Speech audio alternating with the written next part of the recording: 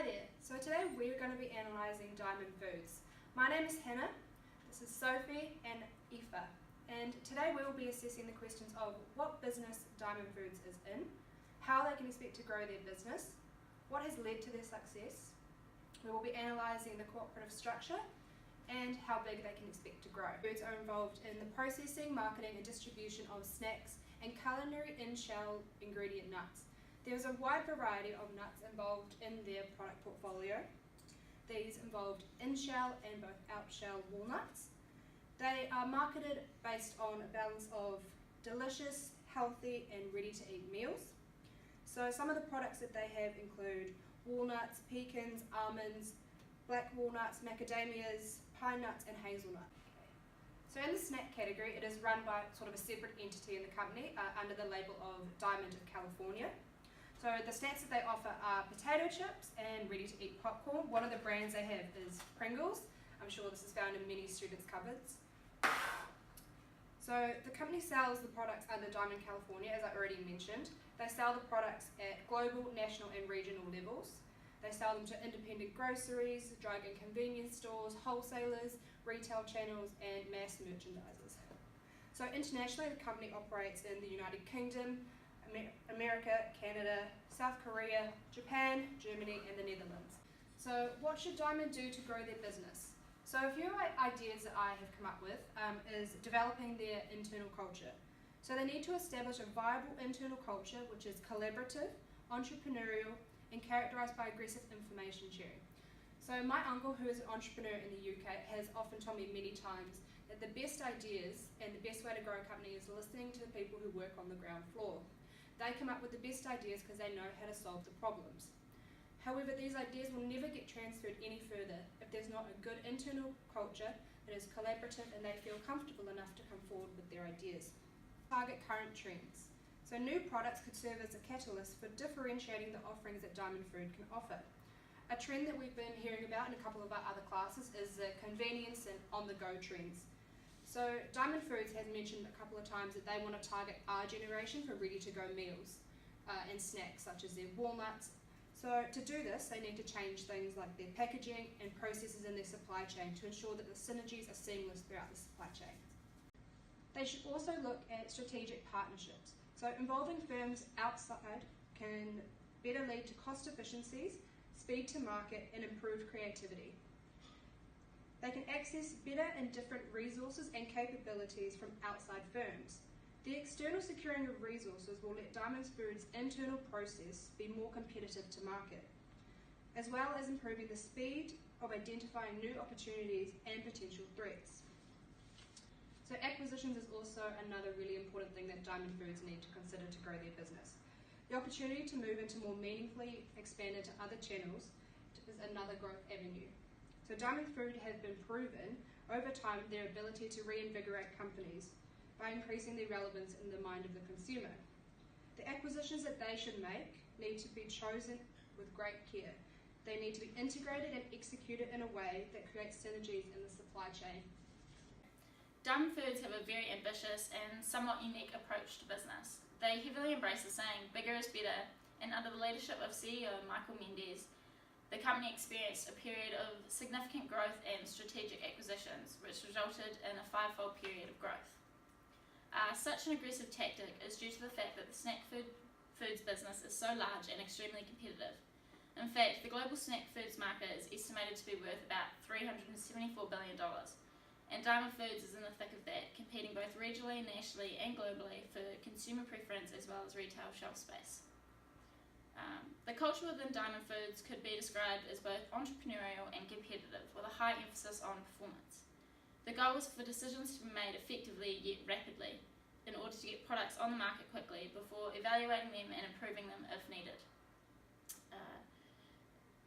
A key driver in the success of this strategy is eliminating the fear of failure. It is recognised within the company that they aren't always going to get it right first time, and they embrace this rapidly before going about fixing it. By eliminating fear, it opens the door for more free-spirited and innovative thinking. However, to do this effectively, Diamond Foods embrace a culture of information sharing, which means increasing communication between employees and management. Another key part of Diamond Food's success is its flat organisational structure. What this means is that there are fewer management layers that are actively involved in decision making. Instead, only people who have relevant information make the relevant decisions, and as a result reduces the hierarchical overload. This type of structure allows for Diamond Foods to react quickly to both opportunities and threats. Tie this in with their consumer-based marketing strategy, and it's no wonder Diamond Foods have consistently been able to bring innovative products and value to their consumers. An example of this was when Diamond Foods fast-tracked the development of a range of premium quality dry roasted peanuts within a 72-hour period after they noticed a lack of investment and leadership of a competitor in the segment. Within 2 months, the product was shipped to retailers, and by April 2009, Emerald's dollar share of shelled peanuts had increased by double digits in 15 markets. Now, that's pretty impressive when traditionally a large CPG company might take a year or longer to get a new product extension on the shelf. Therefore, this type of structure gives them a significant competitive advantage. You might wonder why all companies don't do this, but achieving flat organisational structure is actually very challenging, and especially for larger companies, and requires enormous amounts of investment. I think it's also important to highlight their marketing strategy. Diamond Foods invested largely in their marketing. The company led the category's marketing in the areas of social media and food influencer partnerships. The brand was the largest social presence in the category, with nearly 800,000 followers on Facebook, approximately 5 times greater than the next brand. In addition, Diamond Food was an early innovator in food influencer partnerships, working with the blogger community for content, recipes, and authentic endorsements of Diamond Nut products. The company also spent millions on advertising opportunities such as the Super Bowl and Emerald Bowl sponsorship. Why couldn't Diamond achieve the results it had achieved as a public company? They had huge issues with achieving long-term results as a cooperative. Although by the early 2000s they were immensely successful, there were still a few niggling issues that had to be sorted out. Due to their structure, they had serious limitations in that they had little to no financial resources available for them to invest in the future. There was no funding to grow the business any further than that they had already. Many of the growers in the company were solely interested in their shorter-term economic prospects rather than that of the company as a whole. As the farmers were patrons of the co-op rather than investor stockholders, they had no opportunity to convert their position into hard currency. This orientation severely restricted the company's growth and future prospects about what they could do with their burgeoning snack lines. There was no vision for the company's future, solely about the individual growers who had no issue with planting, investing in themselves, and finding the best price possible for walnuts, but when it's for a broader cause, they were more reticent. Such a barrier was very difficult to overcome. There was also some issues with regards to retaining the sub-chapter T tax-exempt status and whether they would be able to retain it. In comparison with being a public company, they had little wiggle room. They could borrow from the growers themselves in lieu of retains as a way to get new capital, which also had its downfalls, considering they were in debt to their own growers. Some growers were also wary of the change into becoming a publicly traded company due to the loss of control of the enterprise, potential lower price received for their crops, or even losing out completely if the company were to switch to sourcing all its nuts from abroad as a less expensive option. When they decided to go public, it was a massive success, as the whole management of the company was changed from the ground roots up. They got the much needed capital for growth through the selling of shares, and the initial public offering raised more than $100 million, which they then used to pay off their debt and acquire more equipment that they sorely needed. Had they not changed, this would not have been possible. Once it occurred, they still continued to buy walnuts from their highest quality growers, but used a contract system instead. How large should Diamond expect to become? This basically depends on how well they capitalize on the growth of the snack food market and those of the health-conscious customers. Their 100-calorie snack platform with Emerald just follows a trend, but if this was sustainable, their growth could be exponential, as the global snack food market is estimated to be about $374 billion.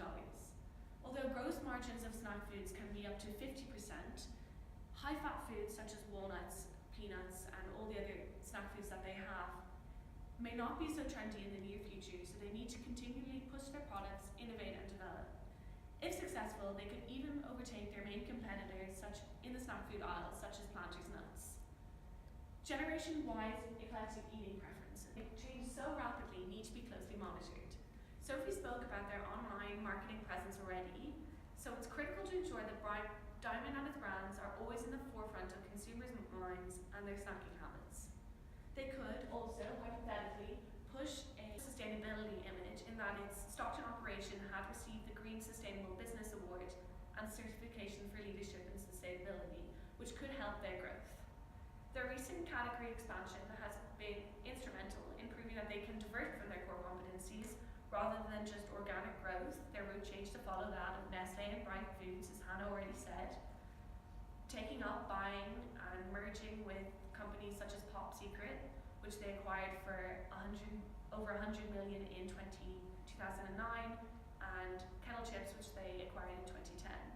As management of the companies always expect or hope that earnings will follow an upward trajectory, they are and should also be cognizant of the fact that acquisitions can distract from the core aims of the company.